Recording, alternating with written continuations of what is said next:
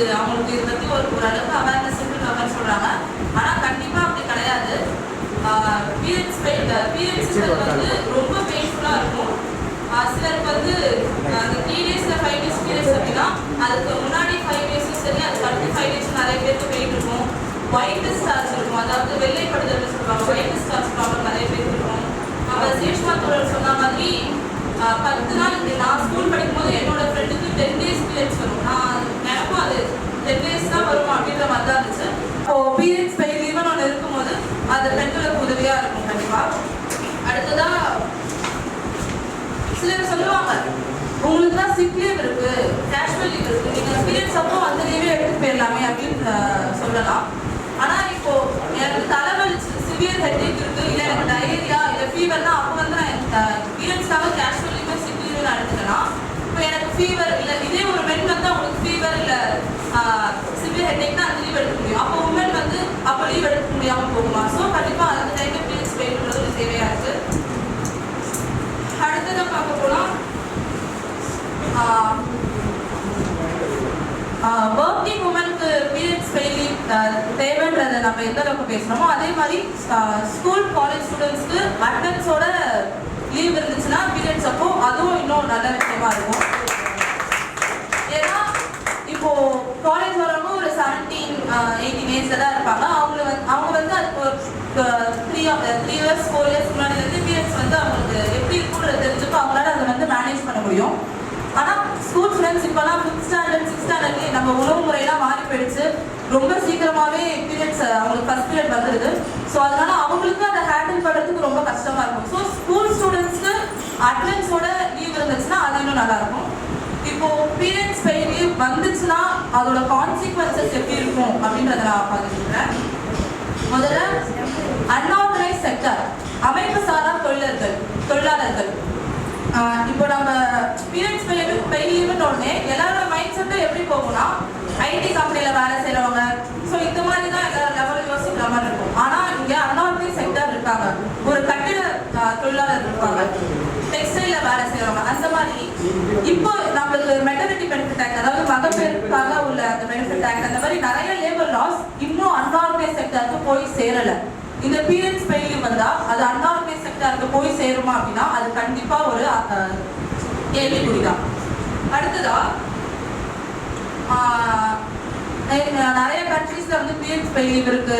ஜப்பான்ல, டைவான்ல, ஜாம்பியால, இந்தோனேஷியால அந்த மாதிரி சொல்றாங்க. நம்ம இந்தியாலே வந்து கேரளால, பீகார்ல பீரியட்ஸ் பெயின் லீவ் இருக்கு. தமிழ்நாட்டில் வந்தா என்ன அப்படின்ற மாதிரி பேசுவாங்க.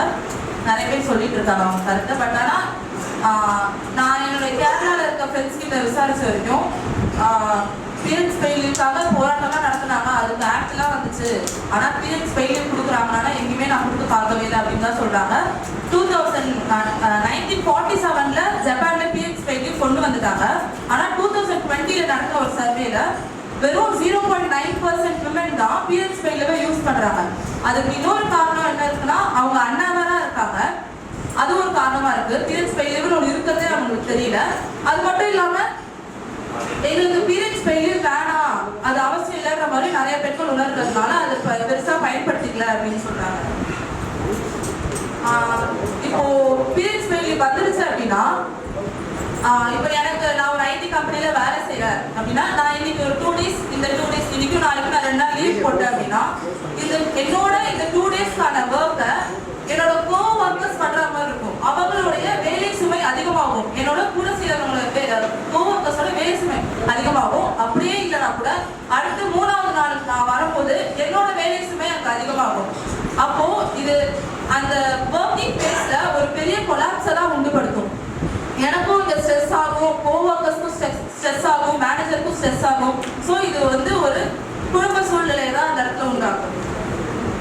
அடுத்ததான் இப்போ லேபர் லா பொறுத்த வரைக்கும் ESI, employee state insurance, maternity benefit, இந்த மாதிரி நிறைய விஷயம் இருக்கு.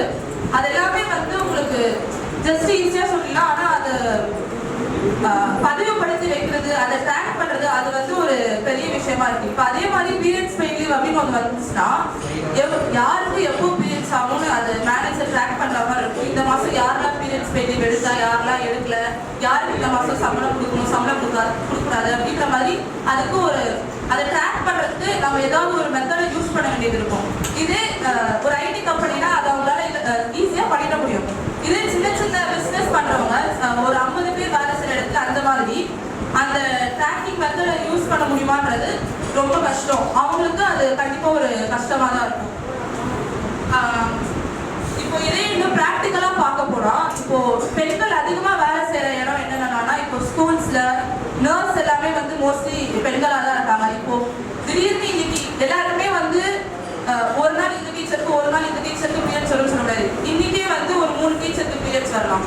அப்போ இன்னைக்கு ஒரு நாள் 3 டீச்சர் வந்து லீவ் போட்டாங்க அப்படின்னா அவங்க ஸ்கூல்ல கம்பைன் கிளாஸ் போடணும், இல்லை சப்ஸ்டியூட் போடணும். அதே மாதிரி ஒரு நர்ஸ் இன்னைக்கு ஒரு 3 நர்ஸ் லீவ் போட்டாங்க அப்படின்னா அங்க வந்து அங்க இருக்க பேஷண்ட்ஸை பார்க்கறதுல சிரமம் ஏற்படும். இந்த மாதிரி பிராக்டிக்கலா நிறைய சிரமம் இருக்காது. அடுத்து இன்னொரு முக்கியமான விஷயம் என்னன்னா, பீரியட்ஸ் பெயின்ன்றது ஒண்ணு கொண்டு வந்தா அது ஆண்களை டிஸ்கிரிமினேட் பண்ணுமா அப்படின்னு பார்த்தோம்னா, பீரியட்ஸ் பெயின்ங்கிறது ஒரு சலுகை கிடையாது, அது பெண்களுடைய உரிமை. அதை நம்ம கேட்கறதுனால அது நமக்கு கிடைக்கிறதுனால ஆண்கள் இங்க டிஸ்கிரிமினேட் ஆகுறாங்கன்றது கிடையாது. ஆனா இப்போ இங்க இருக்க ஆண்கள்ல இல்ல நாம நார்மலா கேட்டோம் அப்படின்னா பெண்கள் பாவம், அவங்களுக்கு வந்து பீரியட்ஸ் பெயின் ரொம்ப அதிகமா இருக்கும், அவங்களுக்கு பெயின் லீவ் கொடுத்துருங்க அப்படின்ற மாதிரி ஆண்கள் சொல்லுவாங்க. ஆனா பீரியட்ஸ் பெயின் லீவ் வந்துச்சு அப்படின்னா அவங்களுடைய ரியாக்ஷன் எப்படி இருக்குன்னா, அதுக்கு நான் ஒரு உதாரணம் சொல்றேன். விடியல் பயணம் ஸ்கீம் இருக்கு. ஃப்ரீ பஸ்ல போறோம் பெண்கள் எல்லாரும். நான் டெய்லியும் காலேஜ் வந்து ஃப்ரீ பஸ்ல போயிட்டு வரேன். என்னமா ஃப்ரீ பஸ்ல தானே வர, அடுத்த பஸ்ல வந்துட்டோம். ஐடி கம்பெனில வேலை செய்யறவங்களா எதுக்கு ஃப்ரீ பஸ்ல வரீங்க? இந்த மாதிரி நிறைய கமெண்ட்ஸ்லாம் கேட்டுதான் நாங்க வர வேண்டியது. அப்போ ஒண்ணு வந்துச்சுன்னா ஆண்களுடைய மைண்ட் செட் வந்து இப்படிதான் மாறும்.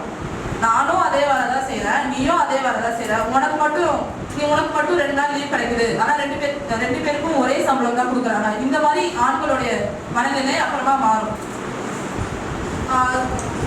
இதெல்லாம் வந்து பீரியட்ஸ் பெயின் ஏன் வேணாம் அப்படின்றதுக்காக என்னுடைய கருத்து. இதெல்லாம் கையாளுற மாதிரி, இதெல்லாம் டேக்கிள் பண்ற மாதிரி பீரியட்ஸ் பெயின் வந்துச்சு அப்படின்னா அது கண்டிப்பா பெண்களுக்கு அது உதவியா தான் இருக்கும். இதுல என்னோட தனிப்பட்ட கருத்தா நான் என்னென்னலாம் சொல்லணும்னு நினைக்கிறேன்னா, பீரியட்ஸ் பெயின் வாங்கறதுக்கு முன்னாடி முதல்ல எல்லா கவர்மெண்ட் ஸ்கூல் கவர்மெண்ட் காலேஜஸ்லயும் நாப்கின் வெண்டிங் மிஷின் இருக்கா? கிடையாது. நாப்கின் டிஸ்போசல் மிஷின் ஒன்று இருக்கு, அது எங்கேயுமே கிடையாது. நான் ஒரு ஐடி கம்பெனிக்கு சும்மா பார்க்க போயிருந்தேன் எப்படி இருக்குன்னு சொல்லிட்டு. அங்க அந்த ஐடி கம்பெனில பீரியட்ஸ் வெண்டிங் மிஷின் இருக்கு, பீரியட்ஸ் டிஸ்போசல் மிஷின் இருக்கு, இது எல்லாமே இருக்கு. நான் தெரிஞ்ச உங்ககிட்ட கேட்கும் போது நிறைய பிரைவேட் கம்பெனிஸ்ல பிரைவேட் ஸ்கூல்ஸ்ல இது இருக்கு. ஆனா கவர்மெண்ட் ஸ்கூல்ல கவர்மெண்ட் காலேஜ்ல இது இல்லை. அப்படி அது வந்தாலுமே ஒரு மாசம் 2 மாசம் அது இருக்கு, அதுக்கப்புறம் எங்க போகுதுன்னே தெரிய மாட்டேங்குது. ஸோ இது முதல்ல பீரியட்ஸ் பெயின் இருக்கு முன்னாடி இதை முதல்ல பார்க்க வேண்டியதா இருக்கு. அவங்களுடைய மென்ஸ்ட்ரல் ஹெல்த்துக்கு ஹைஜீனுக்கும் வந்து முதல்ல பார்க்கணும். இன்னொரு விஷயம், பிரேக் த டேபு. ஐயோ பீரியட்ஸ் நான் போய் எப்படி அவங்க கிட்ட சொல்லுவேன், ஐயோ பீரியட்ஸ் சொன்னா என்ன நினைப்பாங்க, இந்த மாதிரிலாம் நிறைய பெண்கள். நான் ஒருத்தவங்கள்ட்ட கேட்டேன், பீரியட்ஸ் பெயின் ஒரு ஐடி கம்பெனியில் வேலை செய்வாங்க, பீரியட்ஸ் பெயின் வேணுமா வேணாமா அவங்களுக்கு, அது வந்துச்சுன்னா அதோட விளைவுகள் எப்படி இருக்கும் நீங்க நினைக்கிறீங்க அப்படின்னு நான் கேட்டுட்டு, பீரியட்ஸ் பெயின் வந்துச்சுன்னா நான் போய் எங்க மேனேஜர் கிட்ட பீரியட்ஸ் பெயின் எனக்கு பீரியட்ஸ்ன்னு சொல்ற மாதிரி இருக்கும், அங்கே என்னோட பிரைவசி பாதிக்கப்படும் அப்படின்னு தான் சொல்றாங்க. இதுல என்ன பிரைவசி இருக்கு? இது எல்லாருக்கும் நடக்கிற ஒரு இயற்கையான விஷயம் தான், எல்லா பெண்களுக்கும் நடக்கிறதா. இது பிரைவேட்டா வச்சுக்கணுன்ற எந்த அவசியமே கிடையாது. இது எல்லாத்துக்குமே ஒரே தீர்வா நான் என்ன நினைக்கிறேன்னா, இந்த ஸ்டெரியோடைப்பை உடைக்கணும். பீரியட்ஸ்னா இப்படிதான், அதை ஆண்கள் கிட்ட சொல்லக்கூடாது அப்படின்ற.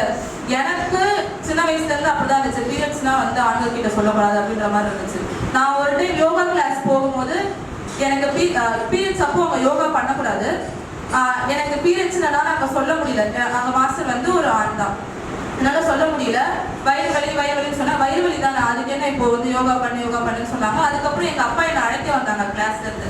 அப்போ அப்பா நான் வயிறு வலின்னு சொன்னேன், மாஸ்டர் கேட்கவே இல்லை, என்னை யோகா பண்ண வச்சுட்டாங்கப்பா அப்படின்னு சொல்லிட்டு. ஏன் வயிறு வலின்னு சொன்னேன், பீரியட்ஸ்ன்னு சொல்ல வேண்டியதானே, இதில் வெளியே சொல்றதுக்கு என்ன விஷயம் இருக்கு? முதல்ல எங்கள் அப்பா தான் எனக்கு அந்த விஷயத்த சொன்னாங்க. அப்போதான் ஓகே பீரியட்ஸ்ன்றது ஒரு நார்மலான விஷயம் தான், அதை வந்து நம்ம ஆண்கள் கிட்ட சொல்றதுக்கு எந்த தைரியமும் பட வேண்டாம் அப்படின்ற ஒரு விஷயம்.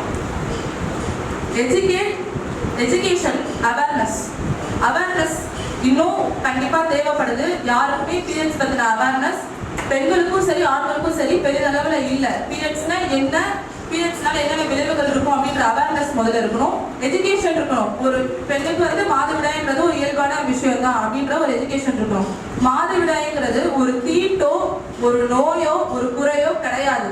அப்படி யாருமே அதை பார்க்க வேண்டிய அவசியமும் இல்லை. கடைசியாக நான் ஒரு விஷயத்தை இங்கே பதிவு பண்ணுறேன். நம்ம அக்னி சிறகுகளில் கூட நிறைய ஈவெண்ட்ல நிறைய ஸ்கூல்ஸ் நாங்கள் வந்து பேட் கொண்டு போய் டிஸ்ட்ரிபியூட் பண்ணுறதா நான் பார்த்துருக்கேன். அந்த மாதிரி நீங்கள் பேட் அந்த மாதிரி கொடுக்கும்போது அந்த பேட்லாம் வந்து கெமிக்கல்ஸ் இருக்கும். அந்த ஜெல் வந்து அந்த ரத்தத்தை அப்சர்வ் பண்ணுறதுக்கான ஜெல் வந்து அது ஒரு கெமிக்கல். அதனால நம்மளுக்கு சர்விக்கல் கேன்சர் வரதுக்கு நிறைய வாய்ப்பு இருக்கு. ஸோ அக்னி சிறகுகள் வந்து இந்த மாதிரி பேட்ஸ்லாம் வந்து டிஸ்ட்ரிபியூட் பண்ணும்போது இயற்கையாக இருக்கிற நாப்கின்களை வந்து இயற்கை அணையாடைகளை வந்து எல்லாருக்கும் வழங்கணும்னு சொல்லிக்கிறேன். அதே மாதிரி இங்க இருக்க பெண்கள் எல்லாருமே மென்ஸ்ட்ரல் கப் பத்தி எனக்கு தெரியல, நான் அதை பயன்படுத்தினது இல்லை. நிறைய பேர் அது நல்லது கெட்டதுன்னு சொல்றாங்க. நீங்க பேட் பயன்படுத்தும் போது அதை வந்து இயற்கையா நிறைய பேம்பூவோட நாறு, காட்டன்லே அந்த மாதிரி நிறைய விஷயங்கள் இருக்கு. இந்த மாதிரி பண்ணாலே நம்மளுக்கு நம்ம உடல் அளவில் இருக்க பிரச்சனைகள் பாதி குறைச்சிடும். பாதி பிரச்சனைக்கு காரணம் இந்த கெமிக்கல் பேட்ஸ் தான். ஸோ அதை நம்ம அவாய்ட் பண்ணாலே நம்ம உடல்ல இருக்க பாதி பிரச்சனை குறைச்சிடும். என்னுடைய கருத்தை இவ்வளோ நேரம் எல்லாரும் கேட்டதுக்கு ரொம்ப நன்றி.